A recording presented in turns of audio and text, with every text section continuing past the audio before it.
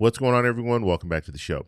So today I want to do something a little bit different. I'm going to show you a clip. We're going to talk a little bit about it, but we're going to be listening to a journalist. He's going to be talking about politics. He's going to be talking about the Democratic Party, the Republican Party, MAGA. He's going to be talking about all that. And what I find interesting is the example that he uses. And we're going to go over this. We'll talk a little bit about this because we have the midterms just right around the corner. And I think this can give us an insight in what people are thinking going into the midterm. So that's what we're going to focus on in this video. But first off, you guys can do me a favor. Please like the video.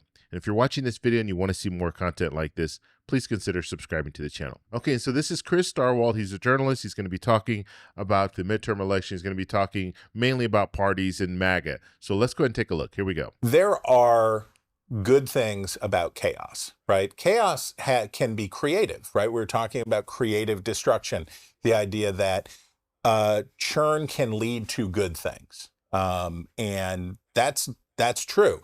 And I think the best argument that the Trump people, that MAGA has made consistently is, oh, you don't want to tear down these institutions. You don't want to blow this stuff up. How's it working out for you? And people say, I don't like it.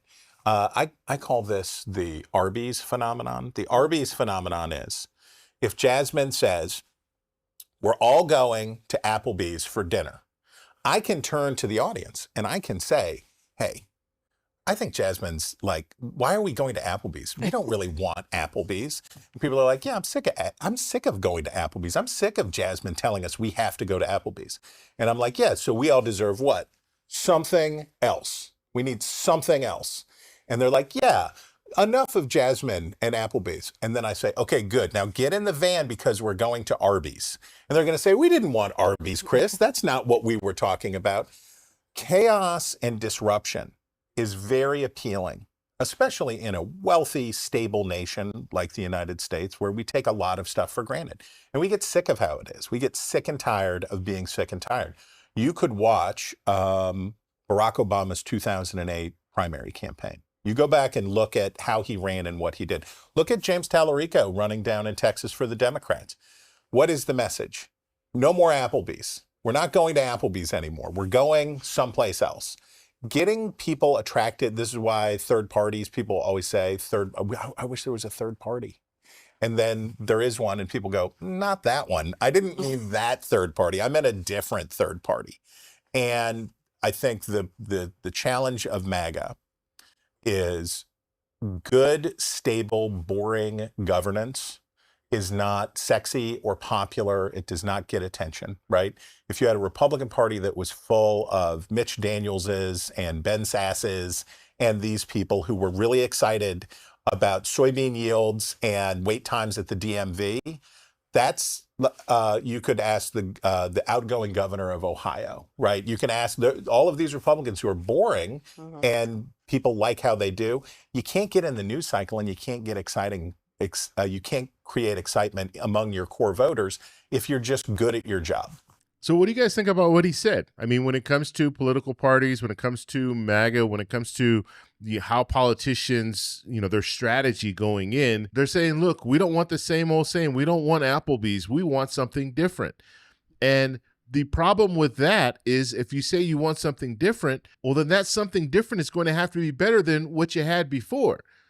Because as he was stating with the Applebee's and the Arby's, I think most people would think Applebee's is better than Arby's. Arby's is fast food. Applebee's is actually a restaurant. But if you're telling people, hey, aren't you tired of Applebee's? People are going to say, yes, I'm tired of Applebee's. I want something different. But then when you deliver on something like an Arby's, people are saying, we don't want that. We want something else. We want something better.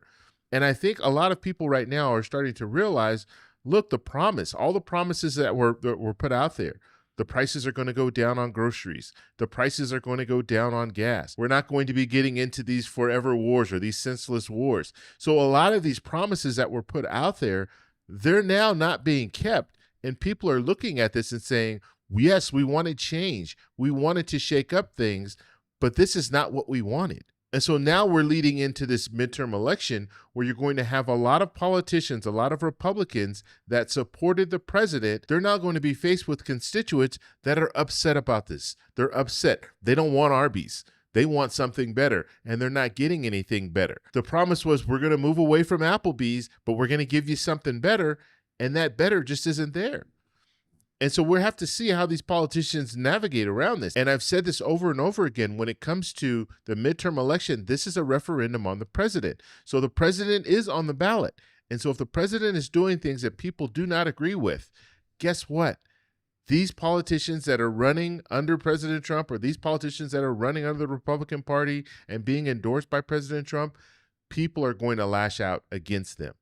People are going to say, you know what? The president is doing too much and we don't like what he's doing. We want change. We want some checks and balances. So, and generally, the American people like a balanced government. They like Congress to be run by one party and the president to be run by the other. If you have the president and Congress being run by the same party, a lot of people aren't comfortable with that, because they know there needs to be some checks and balances. You can't just have one party ruling all. Now, historically speaking, the party that's out of power generally will be able to take back the House. That's historically speaking. And so Democrats have an opportunity to take back the House. But when it comes to the Senate, it's going to be a little bit harder for Democrats to take back the Senate. But now it's looking more and more like Democrats have a real good shot of taking back the Senate because of the things that are going on. And the latest issue, gas prices. So not only are we in a war in Iran, but gas prices are starting to increase.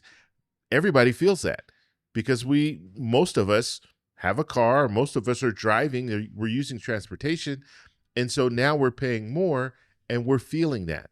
We're feeling that every time we go and pump gas. And so you have people out there right now that are very, very upset with what's going on, and they're going to lash out. They're going to lash out in the midterms, and they're going to vote some people out. So we're going to have to see how it plays out. And if you make a promise, yes, we need change. We're not going to Applebee's anymore. Now we're going to go to a 5-star restaurant, and you don't deliver on that 5-star restaurant. It's more like Arby's. Then guess what? You're going to have people very, very upset. And I think people are starting to come to that, where it's like, hey, things aren't changing. They're actually getting worse. And a lot of the promises that were put out there are not being kept. So let's take a look at some of the polls that I've put out. So I generally will put out 2 or 3 polls every day. So make sure you guys go and participate. If you see a poll, usually it'll be in my community tab, but sometimes I think it just shows up on your homepage. But these polls give me some insight on where you guys are, how you guys feel about some of the different situations that are out there. So let's take a look at the first one here. It says, what will matter most politically if this conflict continues? So we're talking about the conflict in Iran.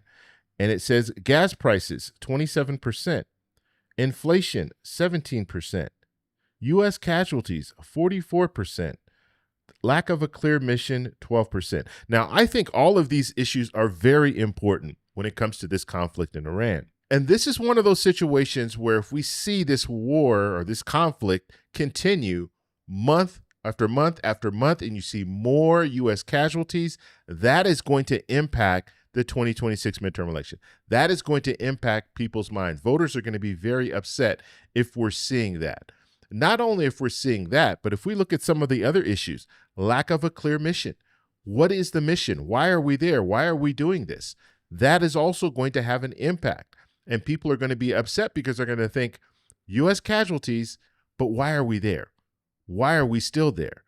And so this is going to drag on the American people. And not only is it going to drag on the American people, but when we start talking about inflation, we start talking about gas prices, if we continue to see that increase, people are going to feel it. They're going to feel it when they go pump up their tank. They're going to see it when they turn on our news and they see more U.S. casualties, and they're not going to understand it because there's no clear message.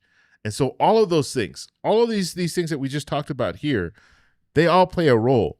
But I would agree with you, U.S. casualties, that's going to be, people are going to be very upset if we see more and more people dying, more and more service members dying in this conflict. And I think that's enough to turn people away from what the current administration is doing.